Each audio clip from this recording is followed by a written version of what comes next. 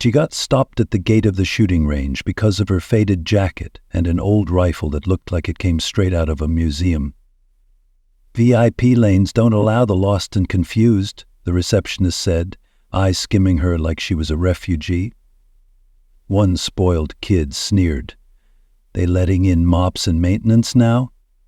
Rowan said nothing. She just pulled out her VIP pass and walked forward, through the laughter, through the mockery, until 10 perfect shots shut them all the hell up.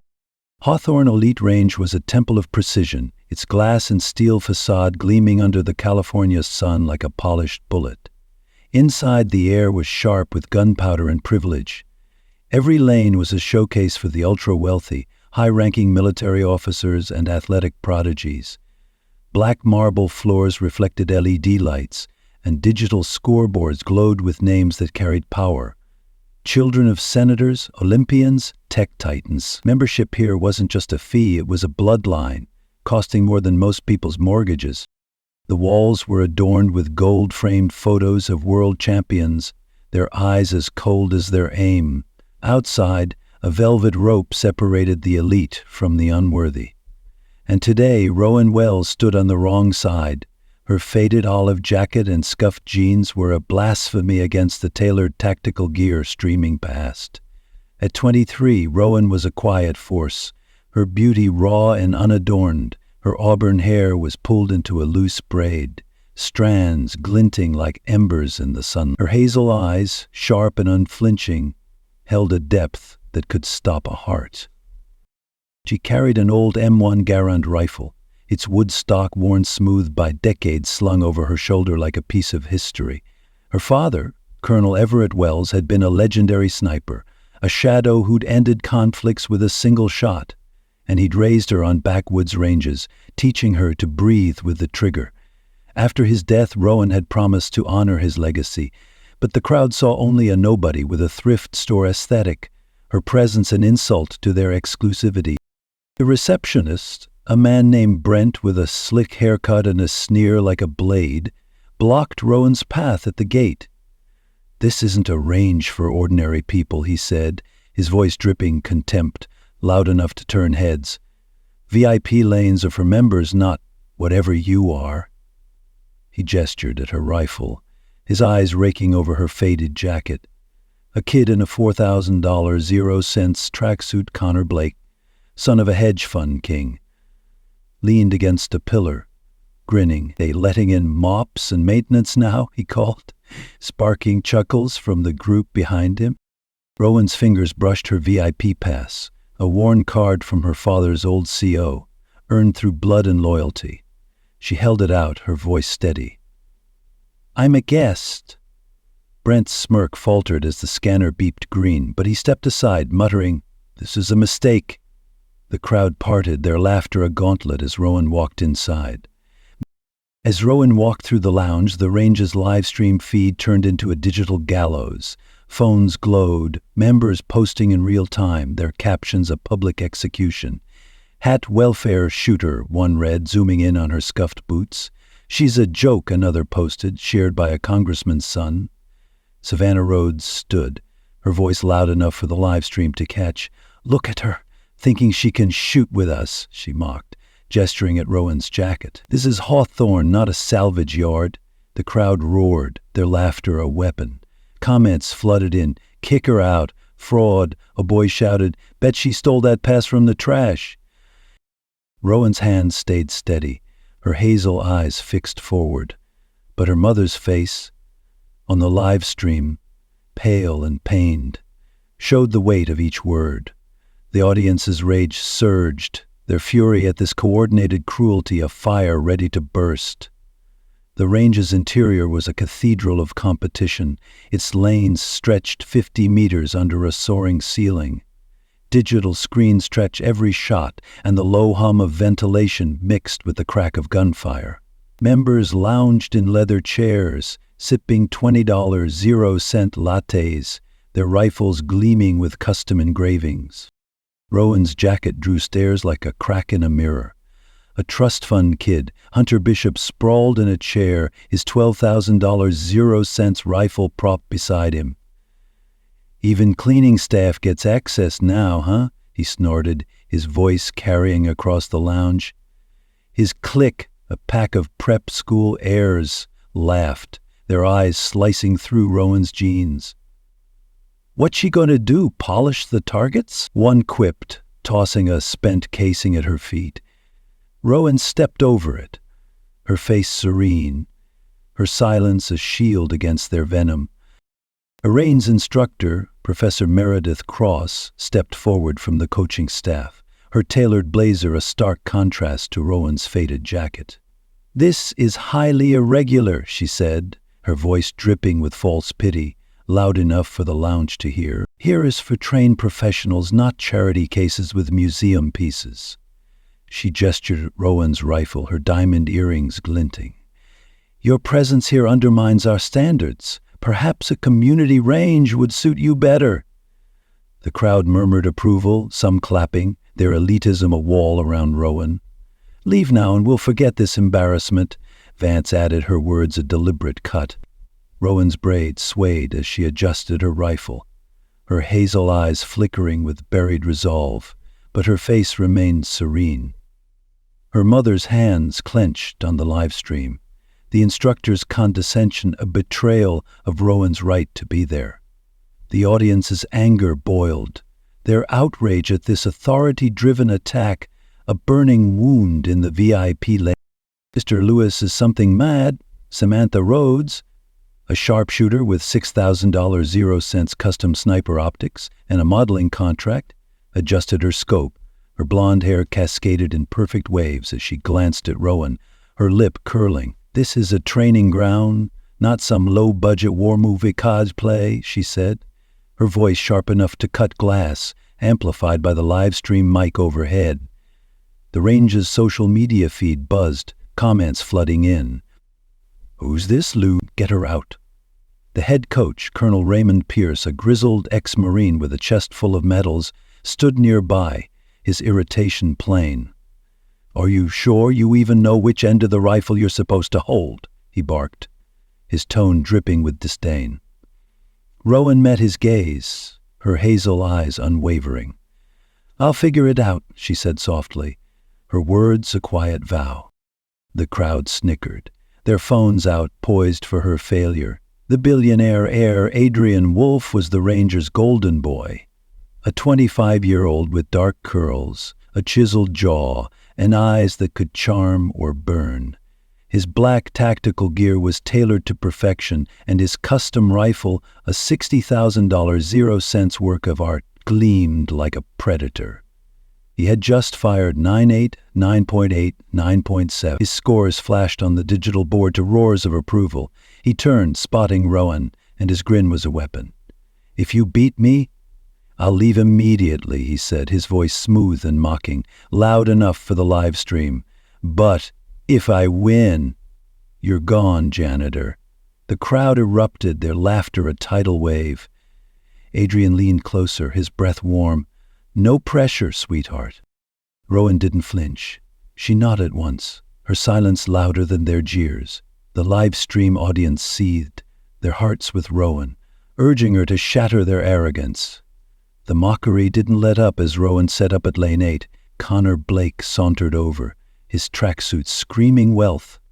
"That rifle's a fossil," he sneered, his voice carrying to the live stream. "Bet it falls apart before you fire." He flicked a coffee stir at her feet, grinning. "Pick it up, maintenance girl." The crowd laughed, their phones recording, captions forming, hate-range trash. Savannah adjusted her optics again, her voice cutting. "You're embarrassing yourself, hon. Go home before you shoot your foot off." Coach Pierce stepped closer, his clipboard raised like a gavel. "This is an elite facility," he said, his tone patronizing. "We don't have time for amateurs with relics." Rowan's hands moved with quiet precision, loading her rifle, her face a mask of calm. Her mother's face, watching the live stream from a hospital bed, crumpled each insult, a wound to her daughter's pride. The range's social media feed became a battlefield. Posts piling on. "Hey, scrapyard shooter," one read with a close-up of Rowan's faded jeans. "She's a fake, another commented, shared by a politician's daughter. In the lounge, Hunter Bishop stood, his voice booming. "Why is she even here? This is our range, not a soup kitchen. Shoot!"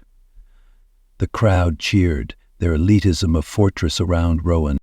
A girl in a designer jacket, Brielle Canton, tossed a crumpled score sheet at Rowan's feet, calling, "Clean that up, janitor." The paper skidded across the floor, grazing her boots, but Rowan didn't pause. Her braid swayed as she checked her rifle, her hazel eyes locked on the target 50 meters out. The audience's rage burned, their fury at the mob's cruelty a fire ready to explode. The insults grew sharper as Rowan stood at the lane. A retired general, now a range consultant, leaned toward Coach Pierce, his voice loud enough for the live stream. "This is what happens when you let scholarships in," he muttered, gesturing at Rowan. "No breathing, no skill." The crowd murmured agreement, their phones flashing, capturing Rowan's stillness. Savannah stood, her optics glinting, and called out, "You're a walking embarrassment, girl. Leave before you make us all look bad." Connor Blake added, "Bet she's never even fired a gun. Probably stole that pass."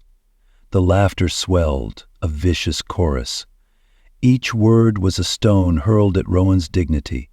Her fingers brushed her rifle, a faint tremor the only sign of tension, but her face remained serene, her silence a wall against their scorn.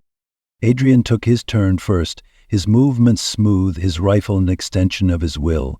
The digital board flashed 10, 9.9, 10, 10, near perfect. His grouping was tight as a fist. The crowd roared, clapping, their smirks aimed at Rowan. "Good luck, thrift store," Adrian called, his eyes daring her to crumble. The live stream comments surged, "She's toast. No way she tops that." Rowan stepped to the line, her M1 Garand steady in her hands. The crowd hushed, their phones raised, ready for her humiliation. She exhaled, her body still, her focus a laser. 50 meters out, a tiny red dot centered among hundreds of rings. The audience held their breath, their anger at her treatment pulsing in their veins. Shot 110, the board chimed, a soft ping that sliced the silence. Murmurs rippled. "Lucky shot," Hunter scoffed, crossing his arms. Rowan didn't blink. Shot 210, the ping came again. Savannah's optics slipped, her smirk faded. Shot 310, the range's congratulatory melody played, a rare chime for 3 perfect shots in a row. The crowd froze, their laughter dying. "Beginner's luck," Connor muttered, but his voice cracked. Rowan's face remained calm, her hazel eyes locked on the target. The live stream audience leaned in closer, hearts pounding, sensing a storm. Shot 410. The melody played again, louder, insistent. Coach Pierce's clipboard trembled in his hands. Shot 510, a headset clattered to the floor, dropped by a stunned athlete. Shot 610. The range was a graveyard, every eye fixed on Rowan, her faded jacket now a beacon under the lights. Adrian's grin was gone, his jaw tight, his eyes narrowing. The live stream exploded. "Who is this girl? This is insane!" Rowan's braid swayed as she adjusted her grip, her movements precise, almost sacred. The audience's anger turned to awe, their faith in her growing with each shot. Shot 7. The melody was a hymn now, echoing off the steel walls. Hunter's face paled, his bravado crumbling. Shot 810. Savannah ripped off her optics, her hands shaking. Shot 910. The crowd was silent, their phones lowered, their mockery a distant memory. Shot 10. Perfect center overlapping the first bullet, not a millimeter off. The board flashed.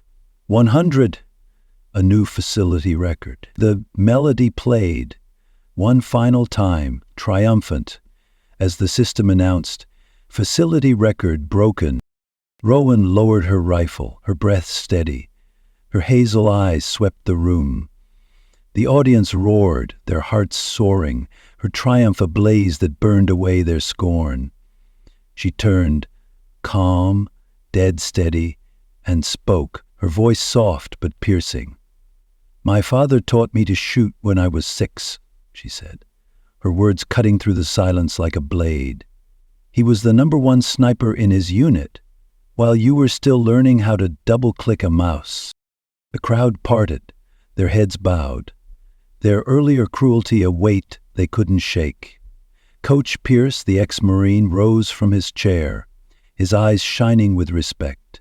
He began to clap, slow and deliberate, the sound echoing in the stillness. One by one, others joined.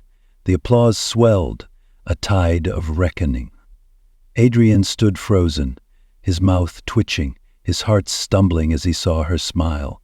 Just a flicker, but enough to unravel him. Adrian Wolfe stood rooted, his once cocky grin replaced by a flush of shame. As Rowan's perfect 100/100 glowed on the board, her smile, faint but radiant, caught him like a spark. His heart tripped over itself. I was an idiot," he said, his voice cracking, loud enough for the live stream to catch. "You're not just better, you're untouchable." The crowd's silence was heavy, their earlier jeers now a collective wound. Adrian's eyes, once sharp with arrogance, softened, tracing Rowan's calm poise, her faded jacket now a badge of honor. The live stream comments shifted. "He's done. She's a queen." Coach Pierce nodded, his voice booming. "Mr. Wolfe, your scores are no longer the standard. Step aside." Adrian's shoulders slumped, but his gaze lingered on Rowan. Her smile, a quiet fire, lit something new in him. The audience cheered, their hearts soaring as Adrian's fall and Rowan's rise intertwined. Her triumph, a blade that cut through his pride. Adrian's face burned, his 10s and 9.9s now a public humiliation. He had mocked her, challenged her, and lost in front of everyone. The live stream captured his pale shock. Comments flooded in. She destroyed him. He stepped forward, his voice low, almost reverent. "I was wrong," he said, his eyes searching hers. "You're incredible." Rowan nodded, her smile faint but warm, a spark that caught him off guard. The crowd watched, their silence a canvas for her victory. Coach Pierce approached, his voice gruff but proud. "That was the finest shooting I've seen in 40 years, he said. "Your father's legacy lives in you." Rowan's eyes softened, her promise kept, her mission complete. Irani's director, General Marcus Tate, stepped forward, his silver hair catching the LED lights, his voice resonant across the lanes. "Rowan Wells has redefined excellence," he declared, his words broadcast to the live stream. "Her record of 100/100 is now the benchmark for Hawthorne." He turned to the staff, his gaze stern. "Those who mocked her, Brent, Professor Vance, face suspension pending review. Standards here are about skill, not status." The crowd gasped, the guilty shrank, their arrogance crumbling. Tate raised a hand, unveiling a digital plaque on the screen. "Rowan Wells, record holder." Rowan stood tall, her smile a quiet glow catching Adrian's eye again, his heart racing at her grace. The live stream audience roared, their applause echoing online. Rowan Wells trended as a symbol of truth. The audience's hearts swelled. Rowan's victory was now a permanent mark on the range's legacy.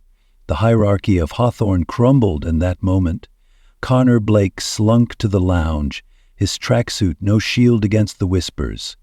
She owned him. Saviana packed her gear, her modeling contract suddenly fragile, her arrogance a memory. Hunter's boasts died in his throat, his rifle untouched, his click avoiding eye contact. The live stream trended globally. Rowan Wells flooded social media, her 10 shots, a myth in the making. The general who had mocked her breeding stood, his face red, and muttered an apology. His words were lost in the applause. Brielle Canton, the score-sheet tosser, slipped out, her designer jacket no longer armor against the shame. The range's elite were humbled, their exclusivity shattered by a girl with a faded rifle.